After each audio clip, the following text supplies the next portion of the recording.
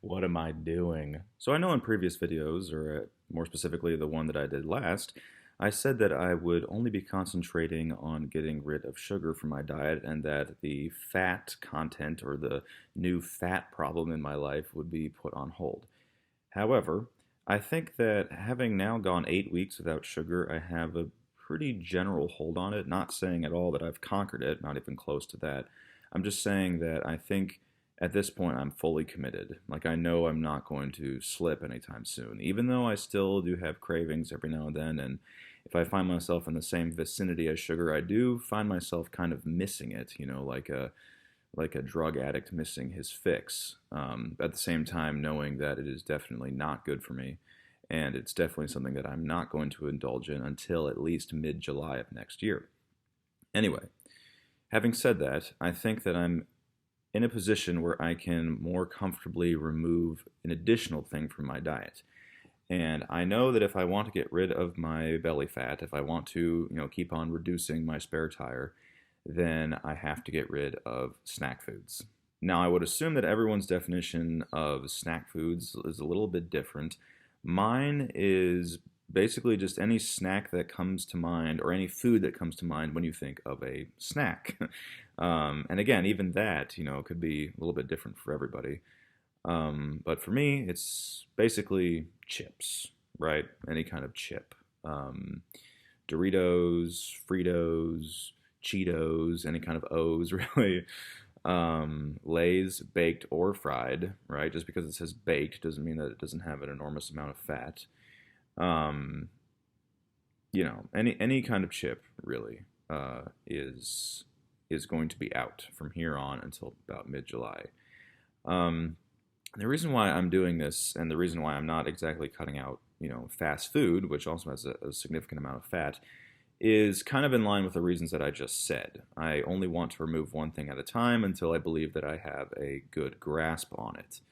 And I think I have a good grasp on sugar right now. I don't want to get overconfident, because confidence in overcoming something can actually lead to a relapse. Kind of sucks, but that's the truth. Um, but I think that with snack foods, they carry a lot of fat, especially given their nature of eating a lot of them. I mean, if you're only eating, if the rate of consumption is just one chip, then your brain doesn't necessarily pick up on how much fat you're eating if you were to consume an entire bowl of them, right? And in fact, the serving size on most chip bags is hilariously low. I think with Lay's, it's like 12 chips or maybe something even lower. I mean, this is America, okay? When no one eats 12 chips in one sitting. So I think that chips and snacks in particular have this kind of weird psychology to them where if you only eat one, it's like, well, I mean, that was just one. I mean, how much fat or how much unhealthy ingredients could there be in that? I'm going to have another one, and another one, and another one, and another one. So eventually, it of course accumulates. It snowballs into you actually eating an enormous amount of fat. So that's why I'm getting rid of them. I think that will definitely play a significant role in reducing the amount of fat in general that's on me right now. And also, of course, continuing to work out, continuing to abstain from sugar, etc. Perhaps sometime down the line, I will also include getting rid of fast food, but fast food is an entirely different beast to conquer because not only does it taste delicious like all other snack foods, but it also has the convenience factor. Now, snack foods are convenient as well, but fast food has the road component to it, right? If you're on the road, it is so much easier to just pull into a Wendy's than to think ahead, plan ahead, buy the right ingredients, cook the food, store it, make sure it doesn't spoil in your car, etc., etc., etc. So that fast food is an entirely different beast that I am not ready to conquer right now. So I am just going to get rid of snack foods. I'm also including crackers in this particular equation because not only do most crackers have hidden sources of sugar and hidden sources of fat, even though it is minimal, but it's also extremely high in carbs, which is not something that your body necessarily needs if you're an average person like me. Obviously, if you live an extremely active lifestyle, or if you're a bodybuilder, or if you're a strongman, you're going to need a ton of carbs. I'm neither of those things.